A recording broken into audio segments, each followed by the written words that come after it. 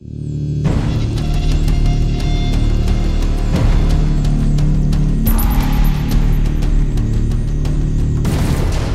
there, my name's Scott. Today I'm going to be doing a review on the VV Gripper, which I received from www.e-cigwizard.com. Before I start, I must point out I did receive it free of charge for the purpose of conducting a review, but my opinion of the product remain true, honest and accurate as always. Okay, let's go straight ahead and show you what's in the box. Okay, so the variable voltage gripper mod comes in a nice little presentation box. If you lift up the lid, inside you're going to get a user manual, and it's not a bad user manual, it's quite informative, which makes quite a nice change. And underneath that you're going to get the actual gripper mod. Now when I first got the VV gripper, the first thing that really struck me was the small size of it, because the photographs on the website, it does make it look like it's quite a large box mod. To give you a sort of a slight sort of size comparison, here's an 18650 battery. You can see it's not much longer than an 18650 battery. A hell of a lot smaller than what I actually thought it was going to be. On the top you have your manual buttons. So each time you want to have a vape, you're going to press and hold that down. And it has got a 4 amp limit, so you can use this at quite high voltages with low resistance atomizers. Just next to that you've got your 510 connection. On the front you have an LCD display, you have your plus and your minus buttons and your power button. And on the base you have your sort of sliding door, which is where you're going to insert the battery. With regards to the batteries, I've been using an AW IMR 18650. I'm not too sure if you can use other batteries like Trust Fires, etc. But I've been using the AWs and it's been working perfectly fine with those. It doesn't come with batteries or a charger, so you will obviously need to get these separately. So to install the battery, you just got to slide the door open, lift it up, and then just insert the positive end in first. That goes all the way down to the bottom, and you just slide the door back closed. So like I said, it has a 510 connection, so you can use it with any sort of atomizer or cartomizer, tank system, etc, etc. That also has a 510 connection. So for this video I'm just going to be using a cartomizer tank. I've just got a Bogue 510 cartomizer in there.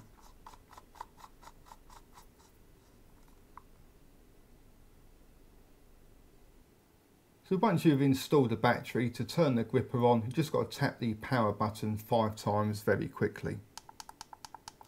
That will then turn the actual gripper on. And once it's on here, you'll see it says 3 volts there at the moment, and it will always default to 3 volts each time you take the battery out and put it back in. To increase the voltage, you just got to press the plus key, and you can go from 3 volts up to 6 volts in 0.1 increments. And once you get up to the 6 volts, it will sort of round robin back down to the 3 volts. And if you want to obviously decrease the voltage, you just got to press the minus key. And in the same way, once you get down to 3 volts, if you keep on pressing the minus key, it will go back up to the 6 volts. Now there's no sort of way of actually locking the voltage as such and still having the device in the on state. So if I left it as it is at the moment, if I was going to carry this around in my pocket, if it did sort of rub against something, then you could quite easily change the voltage there. However, if you turn it off by tapping the button 5 times quickly, once it's in its off state, you can then sort of press these buttons as often as you want, and when you turn it back on, it will still be at the voltage that you left it to. So if I just give these a load of old taps, turn it back on, it should still be reading 5 volts. I think I had it at. Is it 5 volts? Yeah. Another nice little feature is that it has got a built-in feature where it will read the resistance of your cartomizer or atomizer, whatever you've got attached to it. And to do that, you've just got to tap the power button once, and it'll tell me that I've got a 2.8 ohm cartomizer on there. And if you just leave it for a second or two, it will then show you how much battery charge you've got remaining in your battery. So at the moment it's saying I've got 4.1 volts left, and it will keep on operating all the way until the battery drains down to 3.4 volts. Once you get below 3.4 volts, then it will stop working, and it means you've got to then go and charge the battery. And basically each time you want to have a vape, you just got to press and hold down the manual button, which is on the top here. If you can hear that, it's firing up. Okay, you know, like I said, size-wise, it's a lot smaller than what you might think. Made out of this sort of bit like a sort of a rubbery sort of feel to it. On the back here, you do have this what looks like almost like a speaker grill, which I'm going to assume is the like a vent hole, because if you breathe through it, you can sort of get air going into it and out of it. So I'm going to assume it's some sort of vent hole out. Okay, so that is the VV gripper. Let's go ahead and see what it vapes like. Okay, so that is the VV gripper, and what I'll do now is go ahead and show you in action. Now I'm going to be using it with a cartomizer tank, and I've got a 2.8 ohm Bogue 510 cartomizer in there. The tank is filled up with some 18 milligram strength PG based tobacco flavoured e-liquid, and I've currently got the gripper set to 3.8 volts.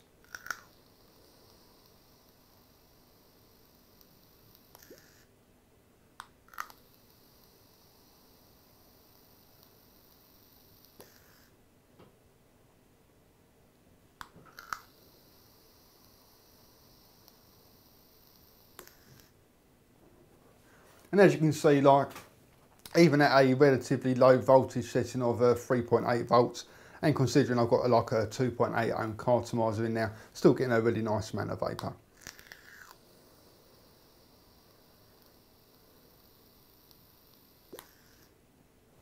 The amount of vapour you're going to get though will be obviously quite dependent on your own sort of personal setup with regards to what sort of atomizer or cartomizer you're using, what sort of resistance it is, what sort of voltage you've got it set to, whether you're using like a PG based e-liquid or a VG based e-liquid. But you know, with the setup I've got here, still getting a really nice amount of vapour.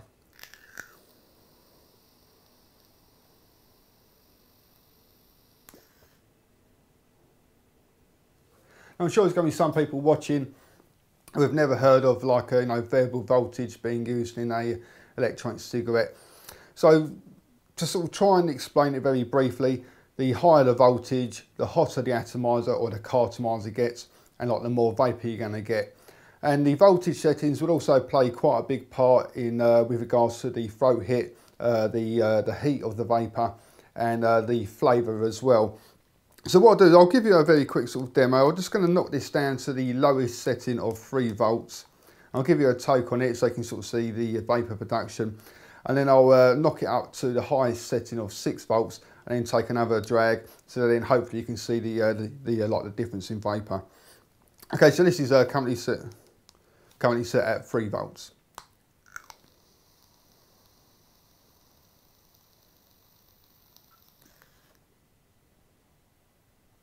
And to be quite honest, like, even at 3 volts, it's still producing plenty of vapour. Obviously the heat of the vapour is no, what I'll describe it, it's not cold, but it's just sort of like warm. I'm still getting a fairly nice throat hit there. But I'll knock it up to the 6 volts. So this is at its highest setting of 6 volts.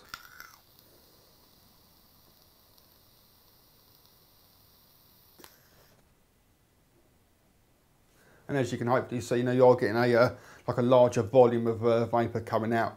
The heat of the vapour feels pretty hot now. So it's quite nice actually at that sort of heat. And the throat hit is obviously you've got a lot stronger. Personally, though, for me, with this particular sort of cartomizer and e-liquid, 3.8 volts on the gripper seems to really hit the spot.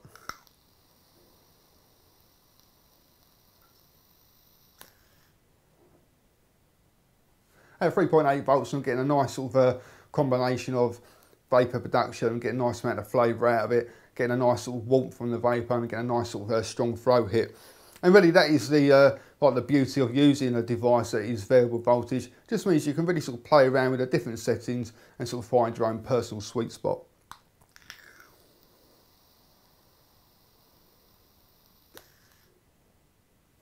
The battery life on it is very good. Uses a single 18650 battery, and the one that I've got is a 2000 milliamp hour, and I'm getting, like, you know, a good full day's worth of use out of it. Now, I call myself a moderate vapor, but I'm actually probably a heavier vapor than what people might think. I call myself a moderate vapor because I'm not a chain vapor. There are some people who, you know, wake up in the morning, and from the moment they wake up to the moment they go to sleep, it's sort of permanently glued to their mouth. And I'm not like that. I can go sort of 10 minutes, 20 minutes, 30 minutes without the the need to have a vape, you know, so I class myself as not just like a normal sort of user really, and just sort of normal, moderate use, you know, I'm getting an easy full day's worth of use out of it.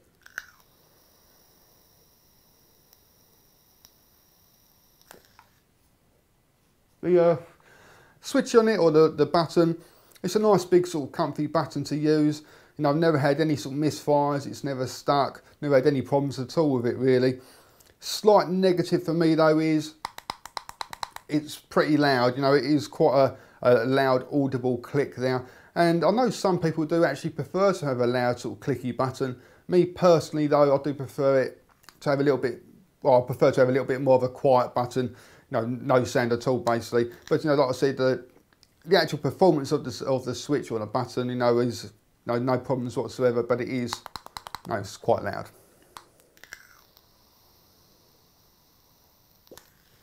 And also, yeah, I've got the like the main on-off feature to the gripper, so you've got no worries at all about any sort of activation problems or accidental activation, shall I say, you know, if you are carrying it around in your pocket.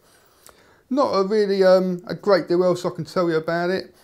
Well, I suppose there's one thing. Obviously, on the gripper, you have the one side which has these sort of like a ribbed area, which is obviously where your fingers are meant to be placed.